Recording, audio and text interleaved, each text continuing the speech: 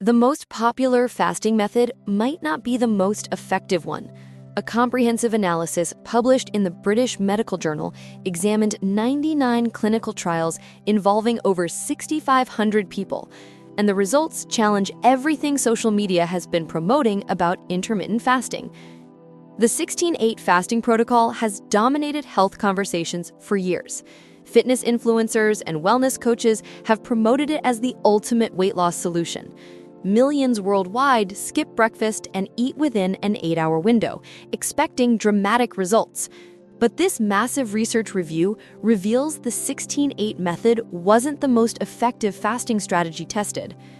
Another approach emerged as significantly more effective for weight loss and metabolic health improvements. This method helped people lose more weight and showed greater improvements in cholesterol levels, triglycerides, and blood pressure compared to the popular 16-8 approach. The catch? It requires serious commitment, and long-term sustainability is questionable for most people. This isn't about following fitness trends or chasing quick fixes. This is about understanding what clinical research actually tells us about different fasting approaches so you can make an informed decision about which method, if any, is right for your lifestyle. By the end of this video, you'll understand exactly what the research found, why certain fasting methods produce better results than others, and most importantly, whether these approaches are sustainable for real people living real lives. Let's break down what science actually says about fasting methods and what it means for anyone considering this dietary approach. This analysis represents one of the most comprehensive examinations of intermittent fasting ever conducted. Published in the BMJ on June 18, 2025, researchers from Harvard T.H. Chan School of Public Health and the University of Toronto analyzed 99 randomized clinical trials involving 6,582 adults. The average participant was 45 years old, with a body mass index of 31. Nearly 90% had existing health conditions including type 2 diabetes, metabolic syndrome, fatty liver disease, and hypertension. 2/3 were women. This represents the actual population seeking weight loss solutions, not elite athletes in controlled settings. Trials ranged from 3 to 52 weeks, averaging 12 weeks. Researchers compared 5 dietary approaches: alternate day fasting, where you fast every other day; time-restricted eating, including the 16-8 method; whole day fasting, known as the 5-2 diet; continuous energy restriction, which is traditional calorie counting; and unrestricted eating. Before we continue, if you're finding this content valuable, hit that subscribe button and turn on notifications. We regularly separate science from hype with evidence-based health information. Drop a comment telling us which fasting method you've tried or are interested in. We read every comment, and your experiences shape our future content. The results challenged popular assumptions. All fasting methods and continuous energy restriction produced greater weight loss than unrestricted eating, but when comparing methods directly, alternate day fasting stood out significantly. Alternate day fasting resulted in 1.29 kilograms, approximately 2.8 pounds, more weight loss compared to continuous energy restriction. This might not sound dramatic, but in clinical research, this difference is considered meaningful. When compared to time-restricted eating, the 16-8 method that dominates social media, alternate day fasting produced 1.69 kilograms, or about 3.7 pounds more weight loss. Compared to the 5-2 diet, alternate day fasting resulted in 1.05 kilograms, or roughly 2.3 pounds additional weight loss. The metabolic health improvements were equally impressive. Alternate day fasting showed greater reductions in total cholesterol compared to other fasting methods. It significantly lowered triglycerides, fats in your blood associated with heart disease. Non-HDL cholesterol, the type considered harmful, decreased more with alternate day fasting than other approaches. The research also showed meaningful improvements in systolic blood pressure, the top number in your blood pressure reading. All fasting methods improved insulin sensitivity and reduced fasting glucose levels, critical markers for diabetes risk and metabolic health. However, alternate day fasting demonstrated the strongest effects in these areas. Interestingly, there weren't significant differences between fasting methods for HbA1c, which measures long-term blood sugar control, or HDL cholesterol, the beneficial type you actually want higher. These findings suggest alternate day fasting creates more substantial metabolic changes than shorter fasting periods. The extended fasting time pushes the body further into fat-burning mode and creates more pronounced improvements in cardiovascular risk factors that matter for long-term health. The researchers didn't directly test biological mechanisms, but results align with established metabolic science. Understanding why alternate day fasting produces superior results explains both its effectiveness and challenges. During a full 24-hour fast, your body undergoes complete metabolic shift. After 12 to 16 hours without food, your body depletes stored glucose. It must find alternative fuel sources, breaking down fat stores and producing ketone bodies for your brain and body. This metabolic switching is crucial. With a 16-hour fast, your body approaches this switch but doesn't fully engage it. With 24-hour fasting, you spend significantly more time in fat-burning state. Extended fasting profoundly impacts insulin levels. Insulin regulates blood sugar and determines whether your body stores energy as fat or uses it for fuel. When fasting for extended periods, insulin levels drop dramatically and remain low. This sustained low insulin environment allows cells to become more insulin sensitive, improving metabolic efficiency. Your body processes nutrients more effectively rather than defaulting to storage mode. There's also a psychological component. Alternate day fasting creates black and white rules. On fasting days, the answer is simple. You're not eating.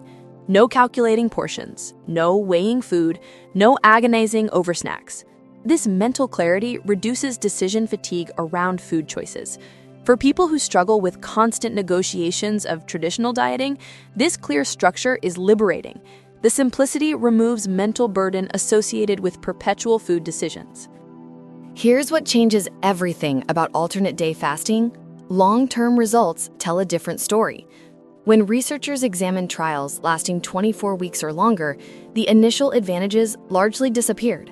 In longer studies, differences between alternate day fasting, time-restricted eating, whole day fasting, and continuous energy restriction became minimal. All methods produced similar outcomes over extended periods. Why? People can't sustain alternate day fasting long-term. Dropout rates are revealing. In one year-long study of the 5-2 diet, which requires only 2 fasting days weekly rather than every other day, adherence started at 74% at 6 weeks. By year's end, only 22% still followed the protocol. Less than 1 in 4 maintained even the more moderate version for a full year. Alternate day fasting is demanding. Fasting entire days is physically challenging when working, exercising, or managing daily responsibilities. It's socially awkward when everyone around you eats while you abstain. It conflicts with how humans naturally interact around food, deeply tied to social bonding and stress management. It's mentally taxing to push through hunger while maintaining focus and productivity. The research demonstrates a fundamental truth. The best method is meaningless if you can't maintain it. Alternate day fasting delivers superior short-term results, but superior short-term results become irrelevant if most people abandon the approach within months. Consistency over time beats short-term intensity. This critical limitation requires honest evaluation against your lifestyle and personality. Despite adherence challenges, the safety profile is reassuring. Across all 99 trials, over half reported no adverse side effects. Remaining studies mentioned mild, temporary issues, typically resolving within the first 2 weeks as bodies adapted. Common side effects were predictable: hunger during initial adjustment, occasional dizziness, headaches, constipation, and mild nausea. These symptoms generally diminished completely as bodies adapted. Only one serious adverse event occurred across all trials: A diabetic participant experienced mild hypoglycemia but continued participating under medical supervision without further complications. For healthy adults without pre-existing conditions, research suggests alternate-day fasting is physiologically safe. However, safety isn't universal. Certain populations should not attempt this without medical supervision. If you have diabetes and take medications lowering blood sugar, fasting can trigger dangerous glucose drops. If pregnant or breastfeeding, your nutritional needs are elevated, and fasting could compromise health. If you have eating disorder history, any restrictive pattern could trigger harmful behaviors. Beyond weight loss, alternate-day fasting demonstrated meaningful health improvements. Cardiovascular benefits were notable, with significant reductions in total cholesterol, triglycerides, and non-HDL cholesterol, all heart disease risk factors. Blood pressure improvements, though modest, were consistent. Insulin sensitivity improvements were particularly significant for people at type 2 diabetes risk. These metabolic changes suggest even short-term implementation could provide health benefits beyond scale numbers. What does this research mean practically? It depends on your goals, lifestyle, and honest assessment of what you can maintain. If seeking maximum short-term results within a specific time frame, alternate-day fasting might be most effective. Research clearly shows superior short-term results. It's ideal if you hate counting calories and prefer clear, non-negotiable structure over daily moderation. However, if your goal is sustainable, long-term lifestyle change, alternate-day fasting probably isn't best. Adherence data is clear. Most cannot maintain this beyond months. The 5-2 diet offers structure with only 2 challenging days weekly. Traditional daily calorie restriction, while less dramatic initially, integrates more seamlessly into daily life. Both produce clinically meaningful results without the same physical and mental strain. Fortunately, fasting approaches aren't all or nothing. You have options. Use alternate-day fasting as an intensive 12-week phase, then transition to time-restricted eating or daily calorie restriction for maintenance. Try modified alternate-day fasting, consuming around 500 calories on fasting days rather than nothing, making the protocol more manageable while maintaining metabolic benefits.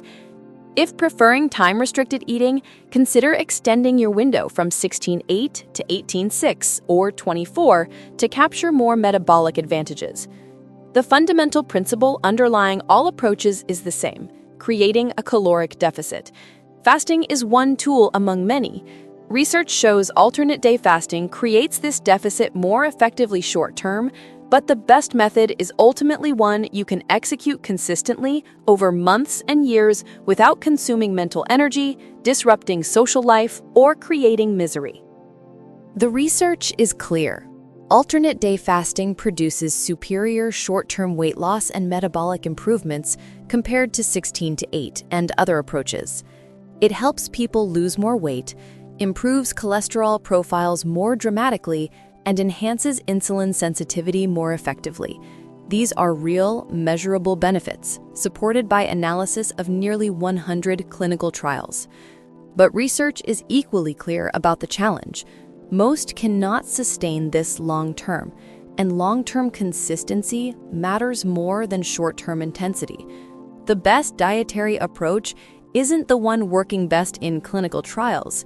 It's the one fitting your lifestyle, matching your preferences, and allowing healthy habit maintenance over years, not just weeks or months. Have you tried alternate-day fasting, the 5-2 diet, or 16-8 time-restricted eating? What was your experience? Could you maintain it, or did you struggle with consistency? Share your thoughts in the comments. Your real-world experiences add valuable perspective beyond what clinical trials measure. If this video provided useful, evidence-based information about fasting methods, kindly type yes in the comments. That simple feedback motivates us to continue producing content separating scientific evidence from internet hype. Hit that like button if you found this helpful. Share this video with anyone currently doing 16-8 and wondering about other options, or anyone considering starting a fasting protocol unsure which approach to choose. Subscribe to the channel and turn on notifications so you never miss our evidence-based health content. Thank you for watching and being part of this community.